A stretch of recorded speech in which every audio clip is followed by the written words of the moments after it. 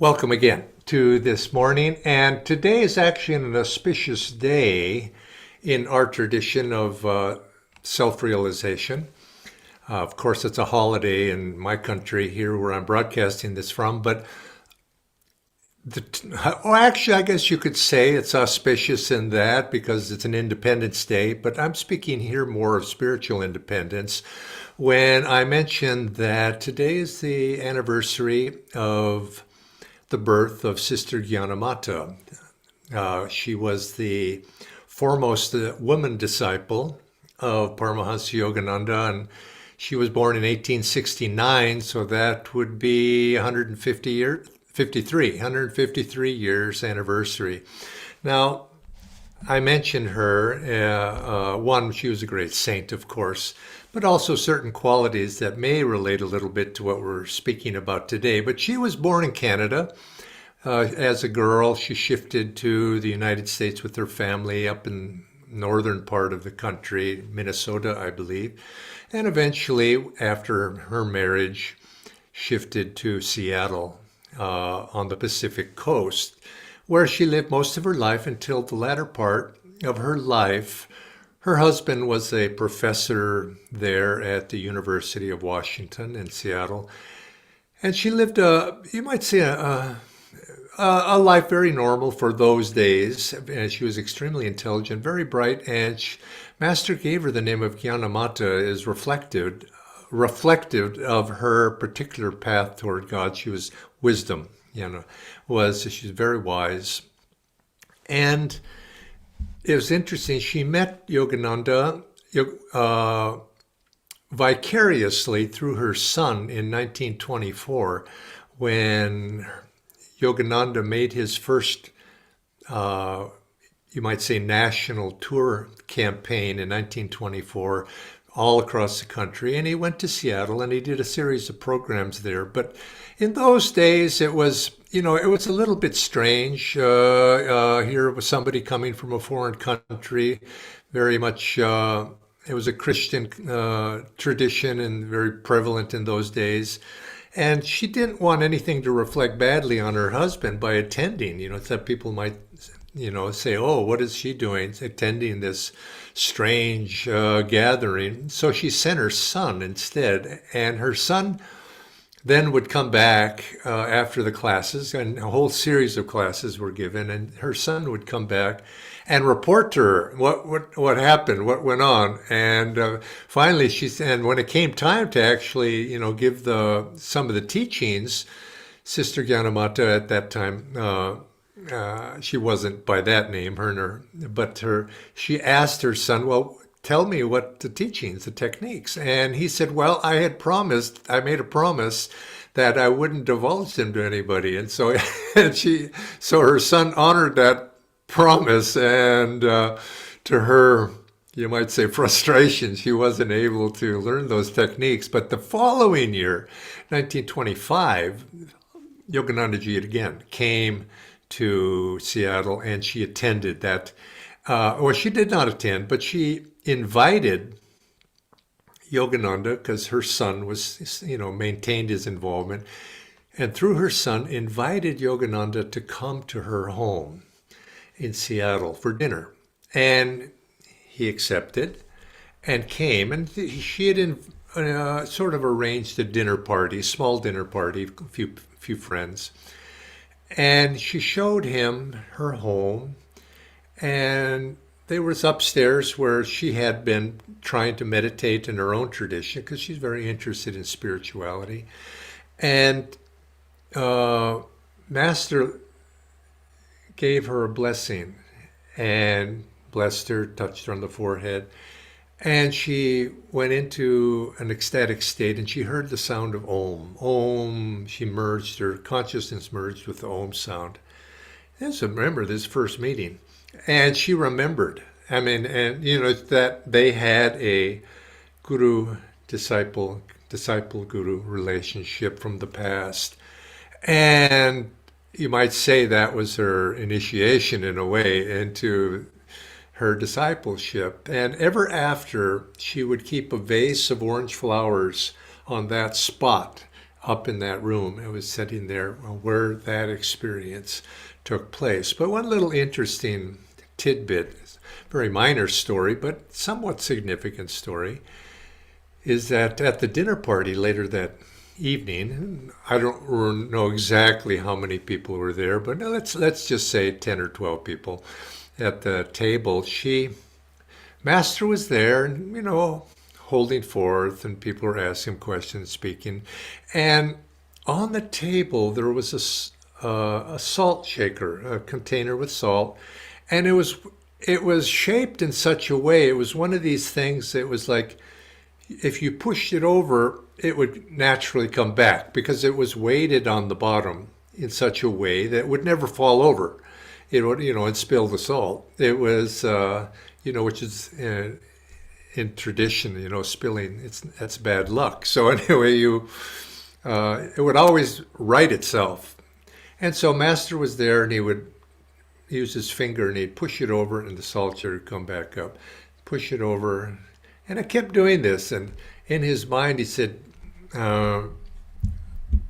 Divine Mother, put it down for sister's sake, Sister Gyanamata. In his mind he said that. He put it down, and the salt shaker laid flat.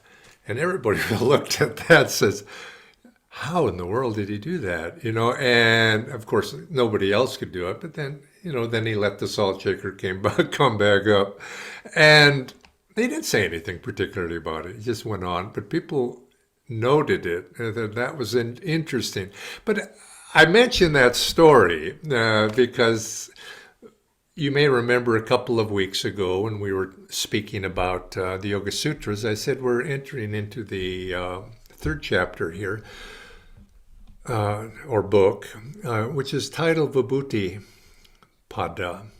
And I asked the question, I says, why do you suppose it was titled Vibhuti Pada? It doesn't really explain why and I don't know. I can just only surmise or guess or think of why it might be titled that. But let's think about that, because I think it applies to this chapter of what's going on in this book, particular book of the Yoga Sutras.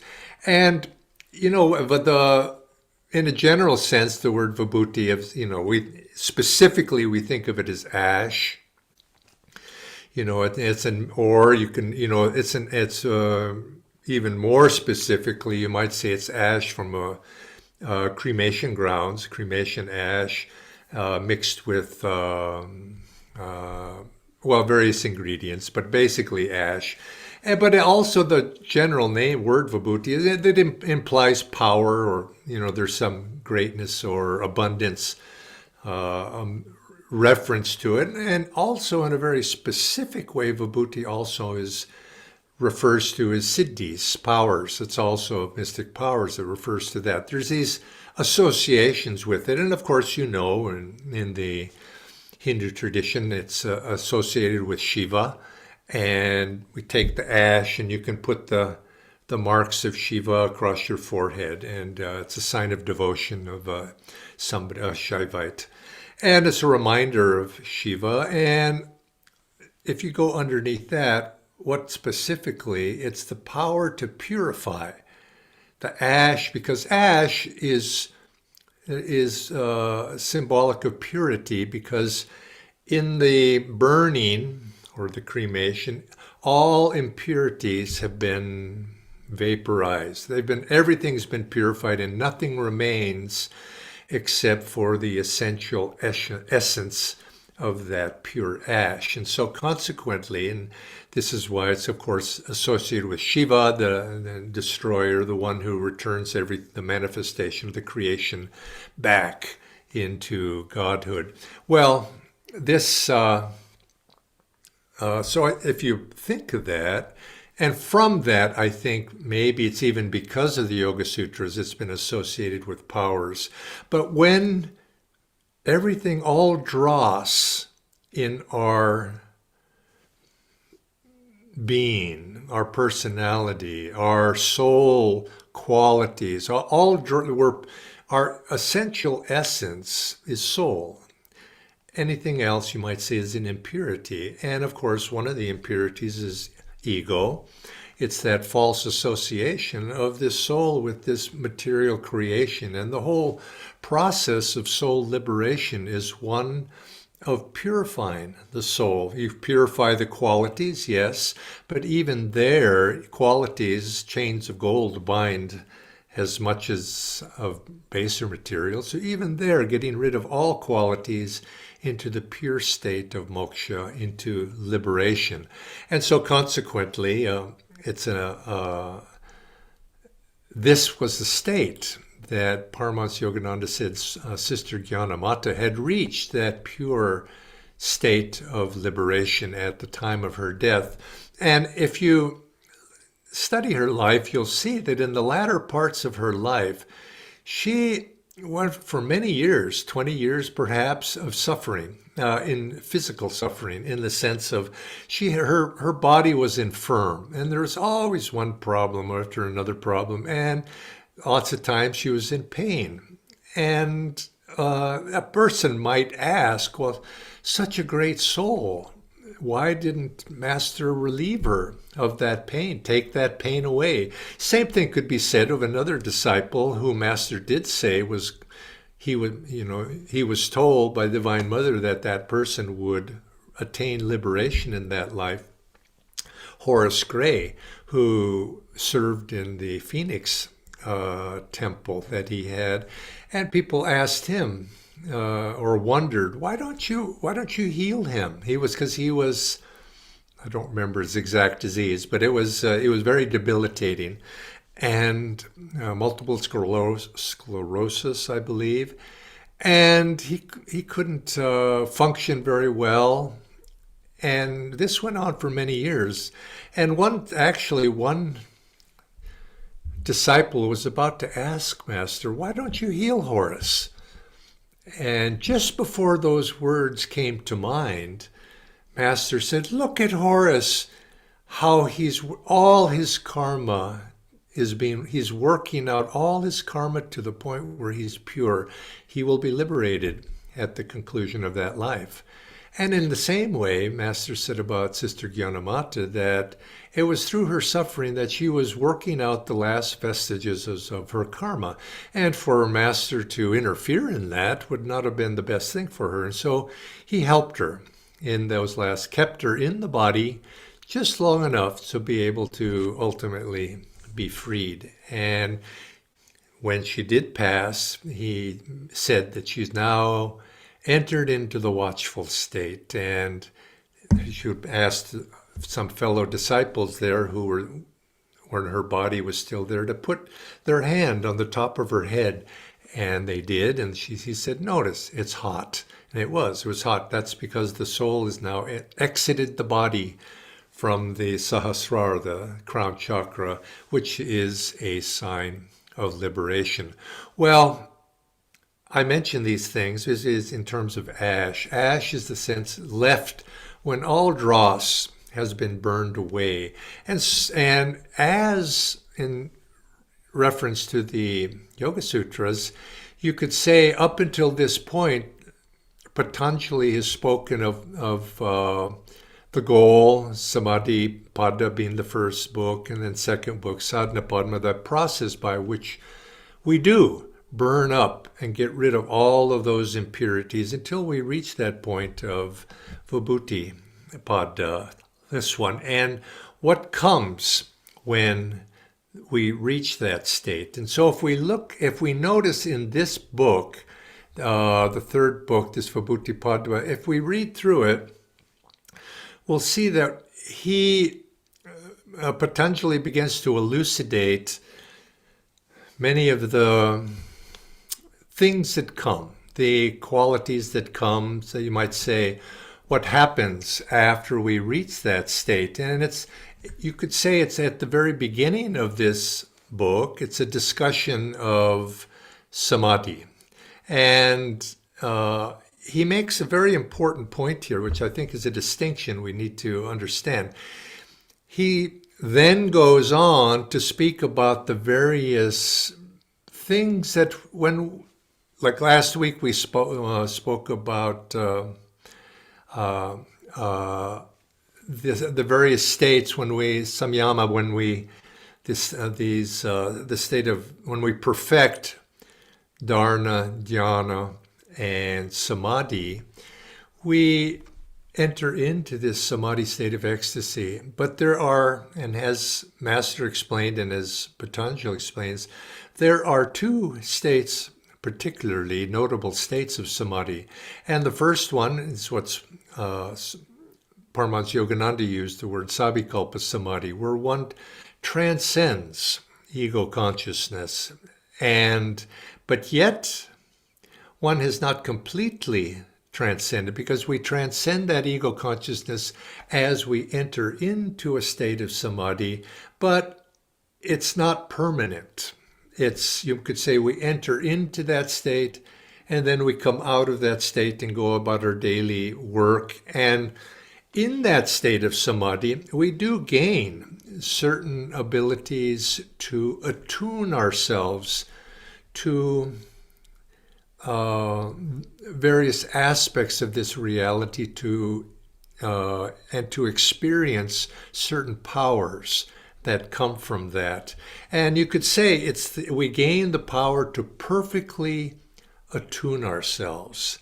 And when we speak of attunement, we speak of it, we often say it, attunement, one of the most important aspects for the disciple, to attune himself to the Guru.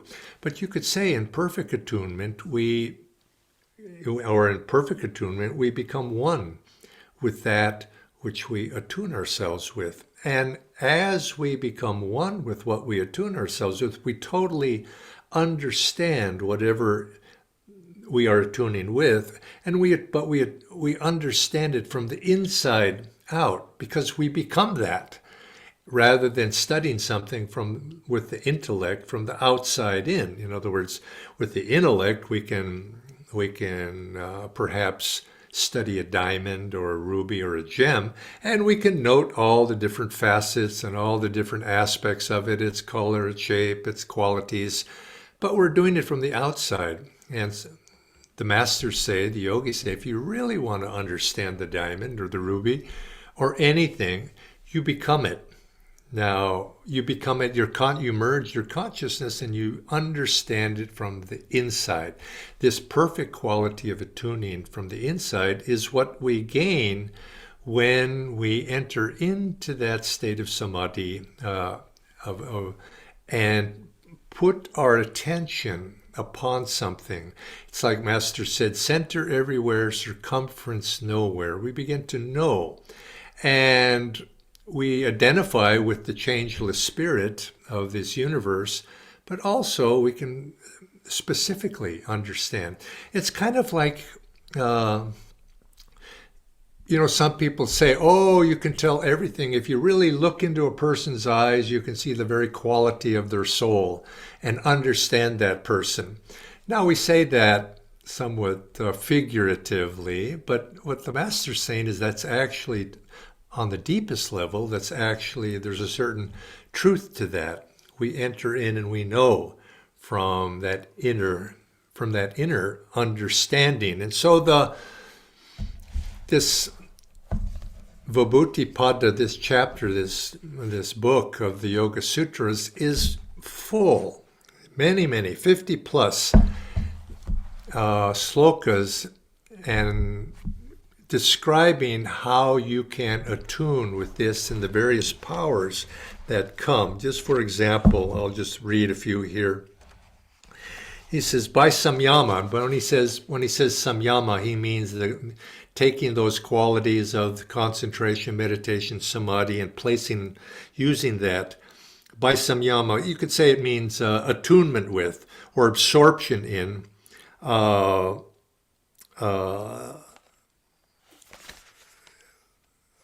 you could say, by samyama on the body and on the light surrounding it, can make the body invisible. There's also samyama, thus also sounds can be made to disappear. By samyama on friendliness, compassion, one gains the power to bring one of these qualities in others. By Samyama on strength, as in elephants, one draws their strength to oneself. By Samyama on the inner light, knowledge of what is subtle, hidden, or remote is obtained. In other words, we can know all things by that. By Samyama on the sun, knowledge of the entire solar system can be acquired. And so on and so forth. He goes through this. We're giving dozens of examples. And I don't really want to go and discuss those because you can read those for yourself. And they're interesting. And I guess you could say at some point in our spiritual journey, we'll be able to understand those ourselves from the inside. But it's more the principle here that I'm interested in is we attune ourselves so perfectly with something that we know it from the inside. And this is a quality that Swami Kriyananda used to tell us. He says, if you want to know something, try to get inside of it. Try to attune to it. Try to become one with it. And then your intuitive faculty, which is developed through the process of spiritual practice, particularly meditation, your intuitive faculty will begin to awaken with you an understanding of that, whatever it is that you're concentrating upon. You know it from that side. Then true understanding of a situation. He says, whereas most people, they just try to understand things from the outside, but that's very superficial. You have to get inside. But that's the tool of the intuition to be able to do that. But interestingly, it's said, like in the human body, we have, I don't know how many, billions, trillions cells within the body. And within each one of those cells, there is the DNA of this body. And to understand this body, you don't need to understand it from the outside by knowing the whole body. You can, if you truly had the ability, biologically, one cell of that body has the code for the entire body. And so if you truly understand the DNA of that one cell, you would understand how the whole body would be. So in this way, a master has that ability. And there's a wonderful story. It's, if you read in this chapter, Swami speaks of there was one day that probably in the 1920s, when Paramhansa Yogananda would visit with Dr. Lewis at Dr. Lewis's home in Boston. They spent lots of time together. They're good friends. And one day, Swamiji, or Master, in those days, Master was known as Swami Yogananda. Master asked Dr. Lewis to stand before him, and he walked around him. Master walked around, he was looking at his body, and he said, take off your shirt. And so he took off his shirt, and he was examining him. And then he said, would you mind would you please take off your trousers also? So Dr. Lewis thought, well, this is a bit strange, but okay. And so he took off. He was now standing there in his underwear, and Master just walked around and was looking at his body very closely. And then Master says, would you mind taking off your underwear too also? And so now Dr. Lewis there was completely nude. And Master just walked around and didn't say anything much. And he says, okay, you can get dressed now. And said to him, you have very good karma. Just by examining the physical body. Well, now think about it. Every person is unique. We have a unique fingerprint. And I imagine if a person had the power or ability, they could probably look at that fingerprint and it was uniquely you. Maybe they would be able to understand qualities about you, what you look like, who you were. I suspect there's something to this when an astrologer looks at your horoscope. There's some sense that one begins that's a unique fingerprint, you might say, in the ether. And of course, this is only truly able to be done by a true master, such as Swami Shri Yukteswar, who was able to read your horoscope and say, okay, I know about you now. Or you could say, looking into another person's eyes, you can know who they are through attunement to that person. Now, Master probably could have entered into Dr. Lewis's body, which, by the way, he said he did. He said he would enter into the body of his disciples who allowed him to go into, to understand from the inside what their difficulties were, what their situation were. So I'm sure he could have done it that way as well. But nevertheless, it also was something of a power. I think it probably explains how Master was able to understand people of other languages who would speak to him in other languages. And somehow people didn't understand how he did this, but he would understand. You could communicate with them.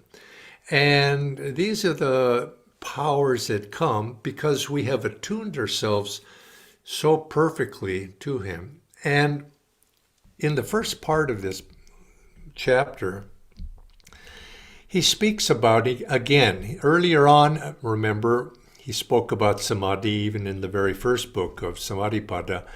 And he referenced that there were two states, as I mentioned. There were sabikalpa, which one can enter, but one, you might say, can't hold on to it permanently. And the second one was nirvikalpa, was what he used the word, that one attains that, one's in that state always. And that is the state of that is attained by somebody who is said to be a jivan mukta, completely free. And the major difference here between these two states is one is always in that state and is able to function and work in the world while still in that state of complete freedom from ego attachment.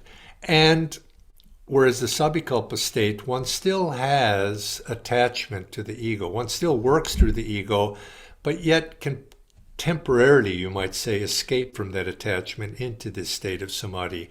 Now that is also a dangerous state because one has attained this wonderful state of samadhi, but yet one can still fall back from it and lose the ability to enter into that state. And Master said that's very painful because you have the direct remembrance of that state, and that can be very tormenting to the soul if you fall from that state and you cannot regain it again because of your ego involvement. Ego is, you might say, grabbed you again, and it takes a lot of work then to get back to that state where you can then voluntarily go into the samadhi state. Now, when one transcends that into nirvikalpa samadhi, it's permanent. And this is jivan mukta. And ego no longer has a hold on one, nor in the sense, one is no longer driven by ego, is not attached anymore. It does not mean that one is free from all past karma. That still must be worked out. But yet, you're not going to create new karma because we've transcended ego consciousness. But interestingly, and this comes back to this discussion of siddhis, the implication is, as in the Yoga Sutras, Patanjali warns about siddhis as being careful with them, to pursue them because they can lead to ego attachment very easily. I'm the one who has this power, rather than this power seems to be working through me. So, and the implication is that one can gain these siddhis through mere attainment of sabikalpa samadhi. You go into this state and you get to the point where you can actually begin to acquire these powers. And tradition says too that many of these powers can be gained even before one gets to the samadhi state, if through certain practices. And again, Patanjali warns that this is dangerous because they're very, you might say, they're sticky. In other words, they're so unusual. If you could put that salt shaker down, you might think that's a very good parlor trick to play and have a lot of fun with that. And the attachment to that could grow. In this case, master put it over. He said he felt Divine Mother was, you might say, guiding him in that, perhaps just to, as a sign to Sister Gyanamata, because Sister Gyanamata in a later point was able to do that as well, but other people couldn't. So maybe there was something between, you might say, a silent communication between guru and disciple at that time. Who knows? But it was not ego that was driving that, where you can see these powers can be driven by ego consciousness, and that is what he said is dangerous. And so, as I said, I don't really want to go through and just look at all of these siddhis, because they are curiosities and they're very interesting, but the principle behind them, I think, is what is important. The principle of getting into the inside, and from that center, being able to do whatever it is and understand whatever it is that one is trying to do. Master used to say, if you want, like I read one of those siddhis, he says he would, in his younger days when he was a boy, probably before he had meditated deeply on the sun. He says, watch, meditate and practice attuning yourself to the power of the sun. Now, he wasn't meaning the solar rays, I'm sure, but he, by this samyama of attunement becoming one with the sun, he said great wisdom will come. And he says he found that to be true by practicing that. And so consequently, there's a number of things that, even though we don't have the power to fully attain that perfection of losing our individual identity in our attunement with the object of our meditation, perhaps we don't do that perfectly yet, we find that there are things that are useful to think about, and we can actually practice some of these attunement practices that are mentioned in the Yoga Sutras in this way. So I encourage you and invite you to go one by one, if you wish, to those. But remember, this is something we can practice every day. If you want to know something about another person, try to attune with them. Try to attune with your job. Try to attune with whatever the tasks are. And what are the elements of that attunement? We concentrate one-pointedly. You could say, absorb ourselves one-pointedly into that. And eventually we begin to feel this inner bliss that results from that attunement. And you could say, as the story was, I think it was last week, say, I am the buffalo. You become the buffalo. And that gives you the true knowledge of what it is that you're trying to understand. And I think this is probably an element of genius for people in any field, artists, great scientists, is to know their subject from the inside out. Isn't that the saying? Yeah, I know it inside out. You never say, I know it outside in.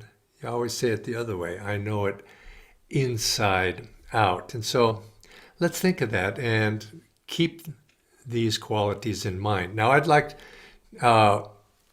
I'm skipping over this because it's the principle, or the particulars, because it's the principle that's more important than the application, the particular application of it.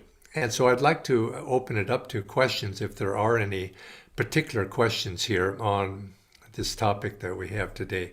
And if there's any in the chat box, there's not, but if you wish to add any, I give you and I'm going to open it up if you want to say some comments also, because we have some time here if you'd like to comment on anything.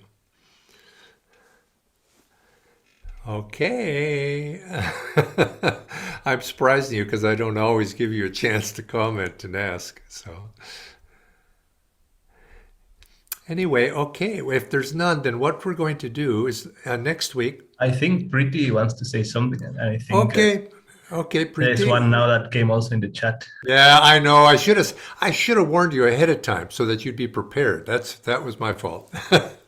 Preeti, yes. Yeah.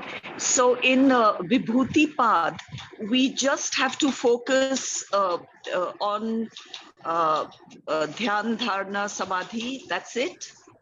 I think what the essence, I think the essence here is think about, how Swami and all of our classes and everything we do and our discipleship, we talk about attunement. What is attunement really? And I think this is something that we have to, that very word of what is attunement to all those who received him.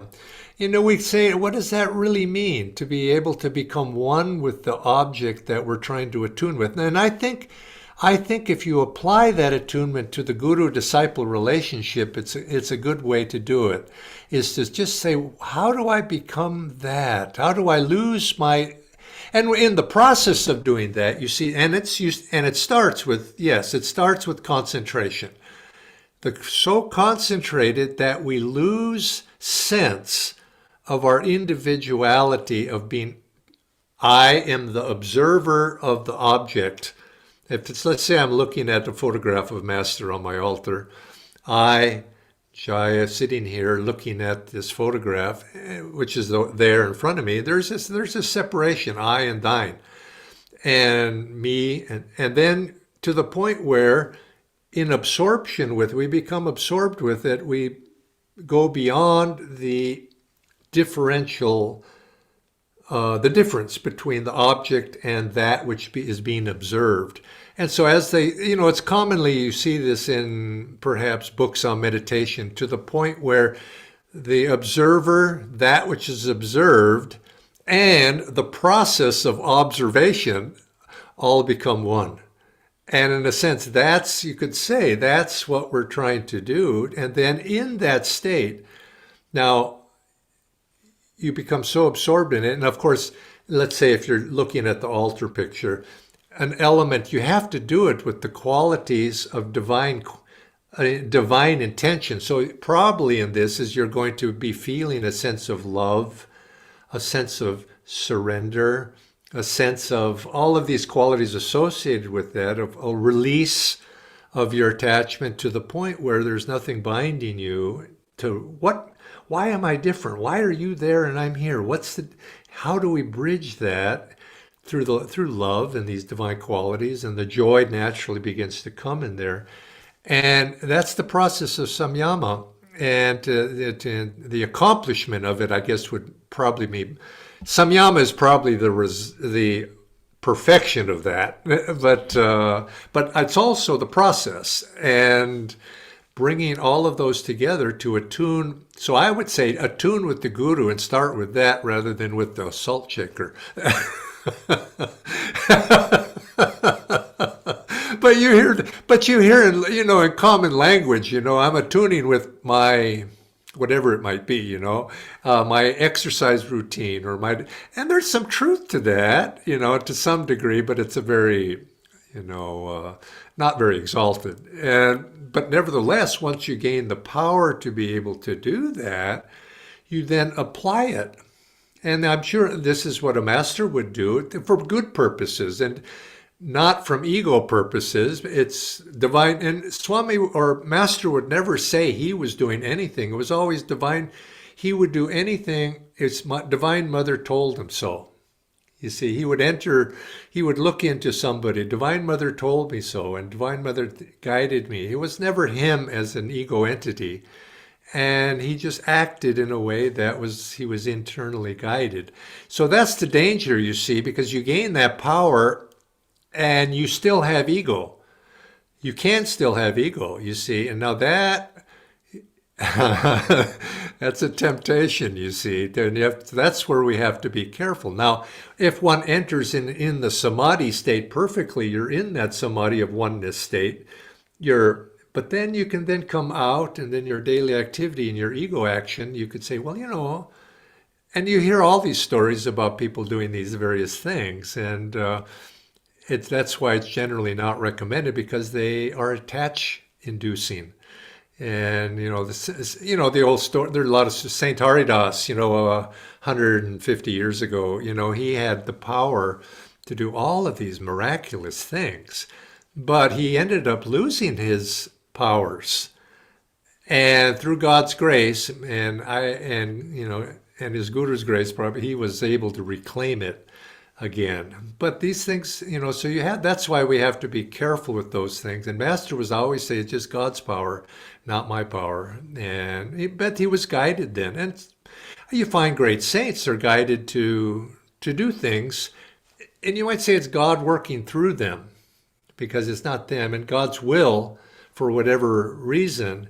So I guess it's a fine line. I think all of us are going to have to learn that. Hopefully it's a good thing to learn, because it's a step in the direction we want to go. So that's, so he applied it. So read those different powers in there. They're fascinating.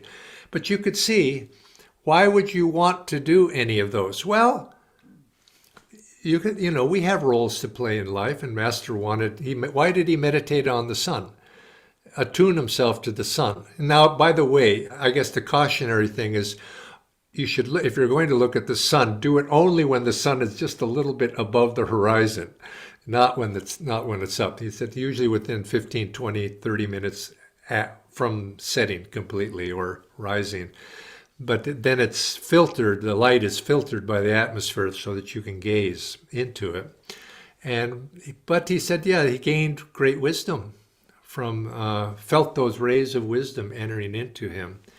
So anyway, each of us have our own particular role to play in life, I guess. So anyway.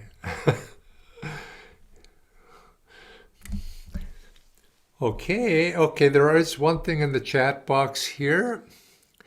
Inside this, if, for example, I want to go inside the subject of, let us say, learning to play the guitar, how do I go inside? Well, you're asking me to tell you how to go in. Want somebody who does not play the guitar at all and who's still working on these things myself. But I do think you have to, there's a certain, I think all of us have a little bit of experience with the arts, with anything. All of us have some skills. And I think if we look at the things that we like to do, that we're skillful at, you see that you get attuned. It's like that story we've told in the past about Nijinsky and being the skier. He never skied in his life, but he just watched a professional, got into the mood, attuned himself with what does a skier do, and then he was perfect, never having skied before in his life. And I think the ability to, he was able to attune with the physical body and the movements, because he was a great dancer. And you dance, if you're a bad dancer, you're following all the rules. Okay, this foot goes there and that foot goes there and his hand goes here, and you look like that when you're doing it. But a very good dancer is inside.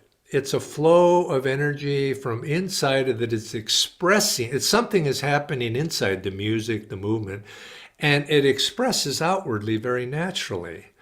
And that's what separates a good artist from a poor one, is they're following all the rules, but it just doesn't look very good. And how do you explain that? Now, the same thing is true with, if you want to play music, and you have to learn the rules. I suspect you must learn the rules first, but you can't stop there. You then have to go beyond the rules so that you make the rules, you might say, from inside. And that's what separates the great ones from the technicians. To be a technician, think about it, technicians, I think of computers right away. A good computer technician has read the manual. He knows the manual, but he intuitively knows how the thing works. And that's what separates the good ones from the mediocre. So anyway, and here's the question here, can we attune with our breath? I think that's actually what we should do.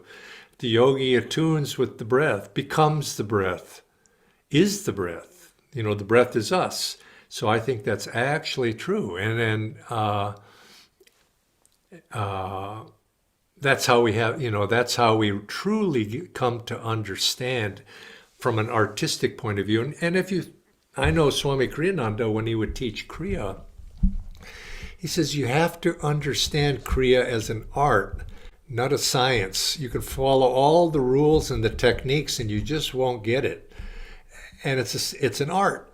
And so you have to go beyond the intellect into the intuition to be able to, be good at that. But it's pretty much anything, is you have to get into the art of your craft. That's why he labeled titled his book on Raja Yoga, The Art and Science of Raja Yoga. It's the art first and then science also. So anyway, the two have to be there, but just to think that, I'm a great artist and I'm going to start some people without any training. Well, most people need a little bit of training, but then they put that aside and you then just naturally flow. Or the example Kriyananda ji always used to use was driving a car. At first, it's very mechanical and you have all these things you have to think about and learn. He said, but after a while, you don't even think about it. It flows. Flow, that's maybe a good word. Flow. It's just a flow. And in a sense, that's what Om is too. It's a flow. We attune with the flow. Anyway, thank you. Now we're going to go on. I'm going to close the chapter on this Vibhuti Pada, and we're going to now move to the next one. So I'll see you all next week, and we're coming close. Actually, it's going to be a few more classes, and we're coming close to the conclusion.